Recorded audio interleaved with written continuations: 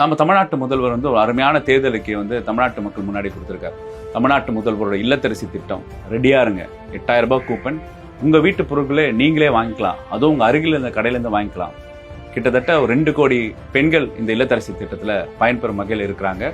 காத்து கொண்டிருங்க. அருமையான திட்டம். முத்தமிழின் கலைஞர் உரிமை தொகையினால நிறைய பெண்களுக்கு பயன்பாடுகள் இருக்கு. பெண்களோட சுயமரியாதையை காப்பாத்துச்சு. இப்ப அந்த மகளிர் உரிமை தொகை 1000 ரூபாயிலிருந்து 2000 ரூபாய் ஆகுது. உங்களுக்கு நல்லாவே தெரியும். புதுமை பெண் திட்டத்தும் 1000 ரூபாயிலிருந்து 2000 ரூபாய் மாறுது.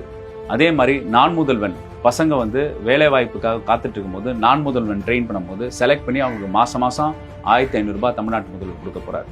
சமூக பொருளாதாரத்தில் பல்வேறு மல்டிநேஷனல் கம்பெனி உண்டாக்கி நிறைய பேருக்கு வேலை வாய்ப்பை உண்டாக்கிட்டார். அது மட்டும் இல்ல, தமிழர்களோட தன்மானம் சுயமரியாதை பாதுகாக்க கீழடியா இருக்கட்டும், பொருணையா இருக்கட்டும், எல்லா அருங்காட்சியும் தமிழோட தொன்மையான வரலாறை இந்த உலக கொடுத்தார் நம்ம தமிழ்நாட்டு முதல்வர். அப்போ 1000 விளக்கு தொகுதியில நீங்க போடுற ஒவ்வொரு ஓட்டும் வெறும் ஒரு எம்எல்ஏவை தேர்ந்தெடுக்கிற ஓட்டு கிடையாது. நம்மளோட அரசு, நமக்கான அரசு, நமக்காக பயணிக்கிற அரசு, நமக்காக சேவை செய்யற அரசு, நமக்கான முதல்வரை தேர்ந்தெடுக்கும் அரசா உருவெடுக்கிறதுக்கு வாக்களிங்க உதயசூரியன். அன்பார்ந்த 1000 விளக்கு தொகுதி மக்களே, 1000 விளக்கு தொகுதியில் திராவிட முன்னேற்ற கழகத்துக்கு வாக்களிங்கள்.